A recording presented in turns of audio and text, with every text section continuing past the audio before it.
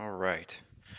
Let's get this out of the way first. The thoughts, views, and opinions expressed on Tailboard Talks Firefighter Podcast are solely those of the speakers, guests, and host, and do not in any way represent the thoughts or views or opinions of any other employer, partnership, or sponsor. The material and information in this podcast is for general information purposes only and should be used at the listener's discretion. Here comes the intro. Skip forward 30 seconds if you want to get right to the episode. This is the Tailboard Talk Podcast, the best health, wellness, and lifestyle resource for the fire service. We're using stories, lessons, and tips from the front lines to give a realistic view of what the job can do to us and how we can make it out alive. I'm Chris Morella, a firefighter since 03, medic since 05, full-time since 08, and promoted to lieutenant in 20. I'm also a personal trainer and strength coach, and I'm here to give you the best information and host the best discussions to make us capable and durable, both on the job and away from it. So grab a heater, steal some fancy creamer from First Shift, and let's go chat. Hey, what's up, everyone? Chris from First Shift Fitness and the Tailboard Talks Firefighter Podcast.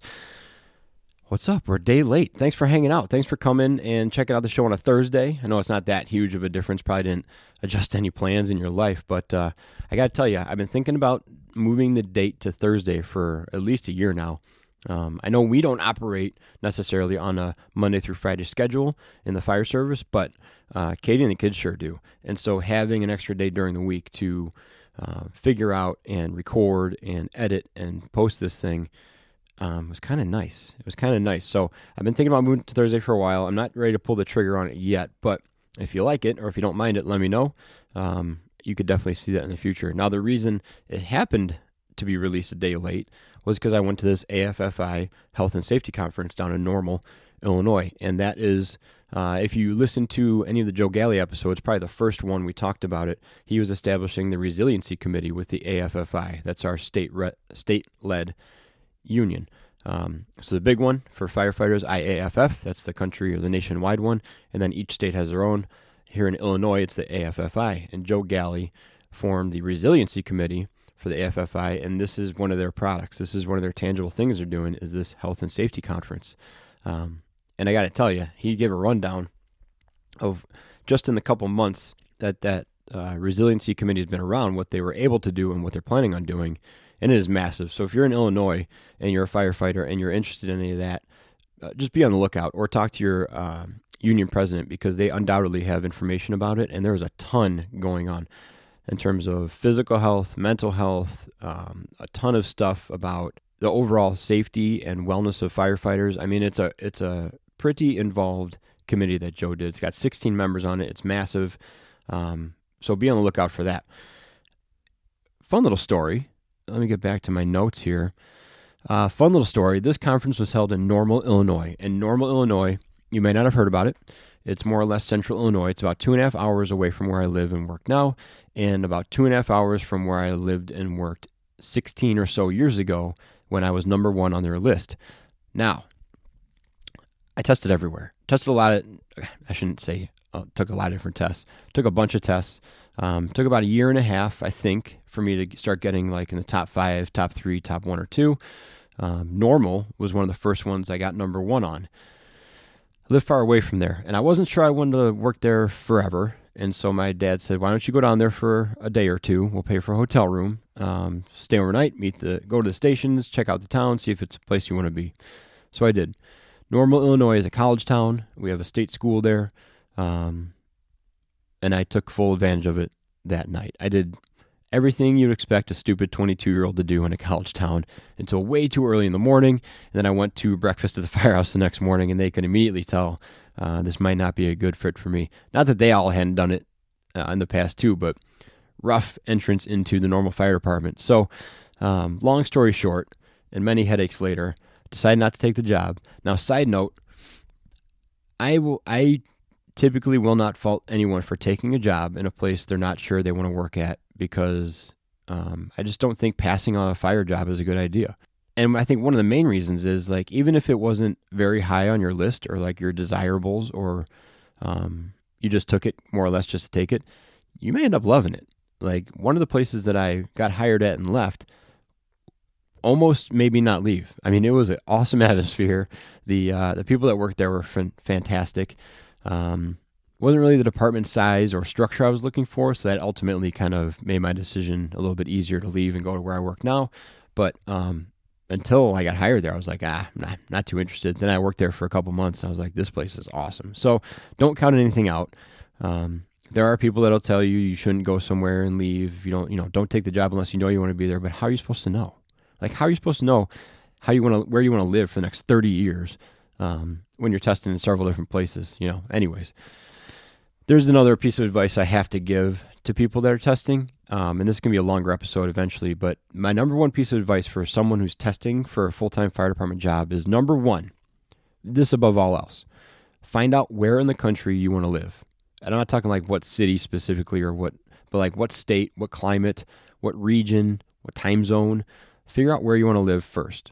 And that might mean you don't take tests for a couple of years, so you're like 24, 25, because you've been traveling around and figuring that out, but do yourself a favor, figure that out first, figure out where you want to live, and then see if there's a fire job there for you. And then you have to decide, if there's no fire job there for you, is where you want to live more important than what you want to do?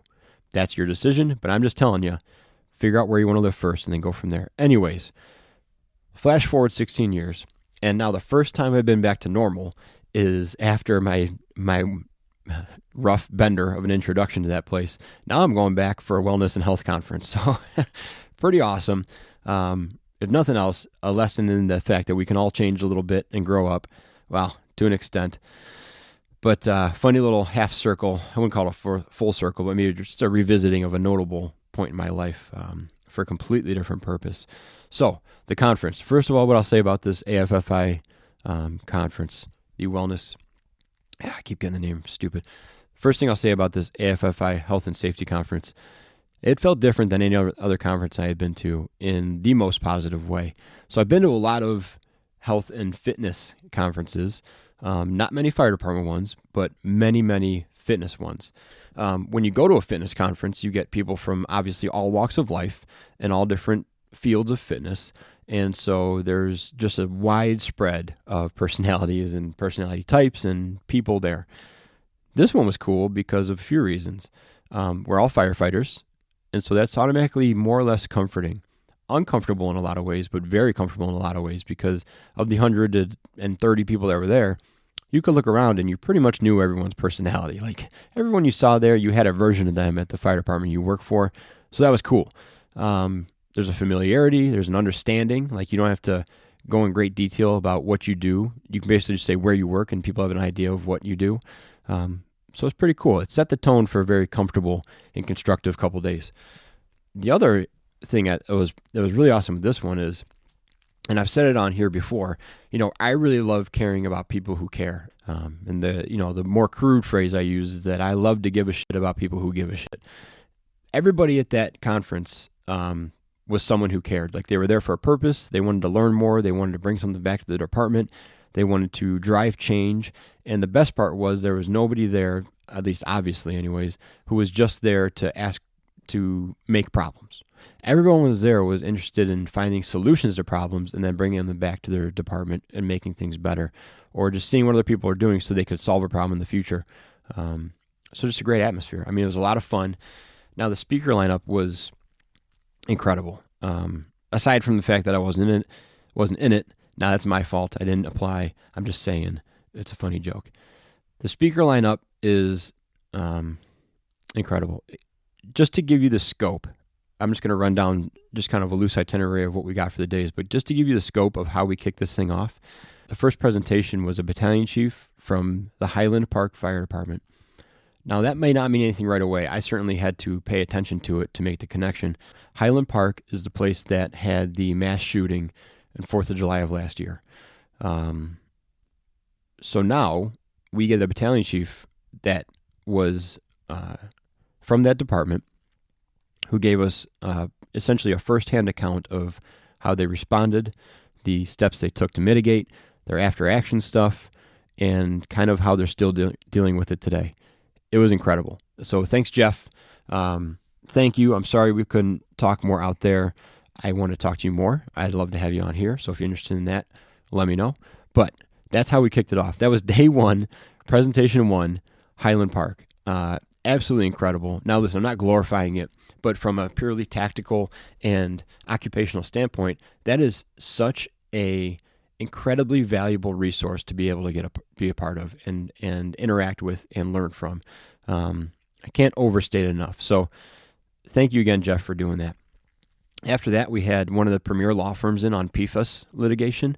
I mean, these guys were just out of this world awesome. We had several groups come in, talk about firefighter cancer screenings and availability and cancer support networks and resources. We had a wrap-up by Joe Galli at the end of what they're doing with the AFFI Resiliency Committee. And let me tell you, like I kind of said before, it's expansive. It's incredible. And if you're an Illinois firefighter and you have any questions about anything health, wellness, fitness, mental health especially, treatment related, there's resources either there or on the way. And the resources they're going to have are incredible. So here's a cool part about day one ending. I did something I typically don't do when I'm on vacation or when I'm at a conference, and I went and worked out. Because I don't know if it was just an atmospheric difference in the overall thing. We would talk about health and wellness all day, and it was exciting. It was like an energetic kind of thing. I don't know if it was because I didn't have Katie and the kids, and I felt like, okay, I can just do one real quick for like 30 minutes uninterrupted. Worked out. Now, that wasn't the most surprising part. The most surprising part was how empty the bar was at the end of the night. I mean, me and my brother went down and had a beer at like 9 after we got back from dinner, and there was maybe 10 people at the bar out of 130, 140 that were at this thing. We left the bar like 10 to go to bed, and there was even less people there. I mean, that is so different than conferences we've been to, and you might be listening to this and be like, well, that sounds like a bummer, right? But it really wasn't. It was just kind of the way this thing went. Now, contributing to that was that we knew that the next morning we had activities to do, which was super cool. Like, if you're familiar with conferences, fire department or not, it's usually go to the conference, sit around, get a sore ass from sitting all day, you get back pain, you go to dinner, drink too much, stay out too late, show up the next morning for 8 more hours just sitting around, but now you have a headache too. This could not have been more different, and I'm so thankful for that because of the tone these guys set with this committee and with the itinerary of this thing. 7 a.m., you had the choice. You had the choice to do nothing. Always a choice, right? If you want to participate at 7 a.m., you could go on a 3-mile run. You could do like a 40-ish minute stretching and mobility session, or you could go to a mental wellness talk activity. So you had those things to do. You had a reason not to get off your face drunk at night, which was awesome. You also had a reason to get up and feel good in the morning, which was awesome. Then at 8 o'clock, we had breakfast, and we kick right into day two. 2 heavy hitters started off, Megan Lautz and Annette Zapp, talking about healthy-ish meals for shift work and also sleep and how important it is. We had the 100 Club of Illinois come in. Let me tell you, if you're an Illinois firefighter or even a police officer, the 100 Club of Illinois is an incredibly robust resource. I mean, I turned to the guys at the table. I was like, has this been around and we just didn't know about it? Or what is the deal with this? Because they have so much going on. They have such a wide array of offerings for support for fire departments and police departments. If you're interested, look those guys up. We had some EMS updates. I'm going to talk about that in a second. Some guy talked about the CPAT and the hiring climate and some legal issues. We had an attorney come in from the AFFI, or was hired by the AFFI, and talk about some current legal issues. I have some takeaways for you guys, okay? And how far are we? 13 minutes in. Got some takeaways. These aren't just Illinois things, okay? This is kind of some oh, geez. These are kind of some things that came to me over the course of the week, and also some Illinois things. First thing is CESA. Okay, if you don't know what that is and you're an Illinois firefighter, talk to someone.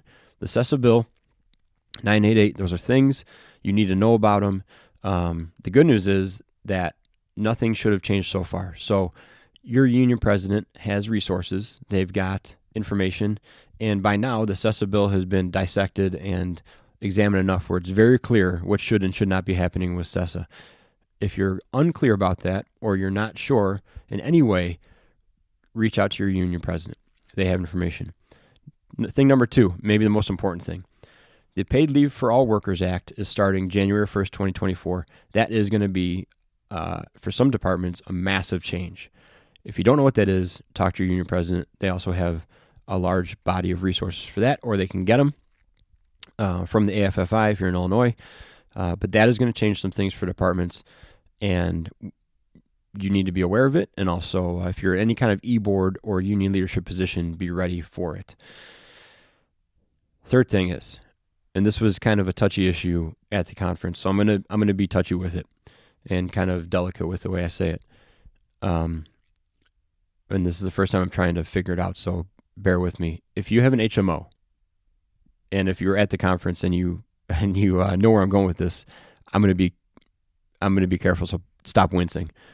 If you have an HMO and not a PPO, there are certain steps you have to take. Let's say you have a bad shoulder, right? And you have an HMO, so you have to go to your primary first and get referred to a specialist outside of that. You can't just go to the specialist with your HMO. There's a clear path for that with a hurt shoulder. It's not easy. It may have a bunch of hurdles and more steps in it than if you had a PPO, but there's a path for it. That path is not as well forged for mental health. So you may approach facilities or programs or institutions that you would assume that because you're a firefighter and you have insurance, it would be no problem. However, if you have an HMO, it can be a major problem. That's something that you need to talk with your union leadership and understand the limitations of the HMO insurance.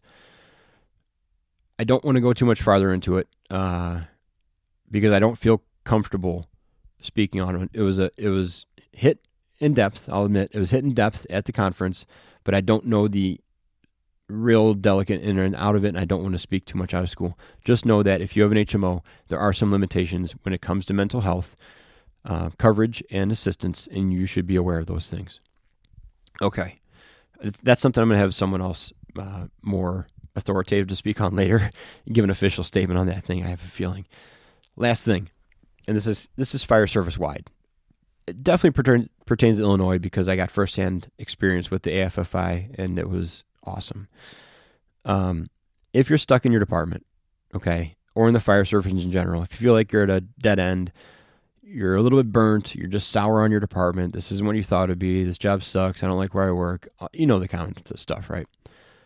So just know that there are groups out there that may make you feel better about the fire service. How about that?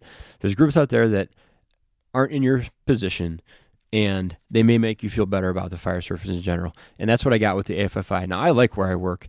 I have a good time going there, but I readily recognize the positive and constructive and the awesome atmosphere that was at this conference. Okay, there are people working on things tirelessly. That's like their sole purpose is to work on these things, and you don't even know you're supposed to care about them. And so it gives you this just sense of comfort, the sense of security, confidence, and makes you really feel good of like, okay, maybe my position isn't the greatest right now, but there's definitely people out there just killing it, just doing a great job, and maybe I need to get more involved with them. All right, 20 minutes. I feel like I didn't say much, but I don't know what this episode was. I think it was just a lot of feeling grateful. I think it was a really cool 2 days. I'm so excited for my friends. I'm so excited for Joe Galli, Annette, Andy Scott, the people on this committee. Just pumped to meet Megan. I'm just excited. It was a really cool experience. Awesome to see Jeff speak. Oh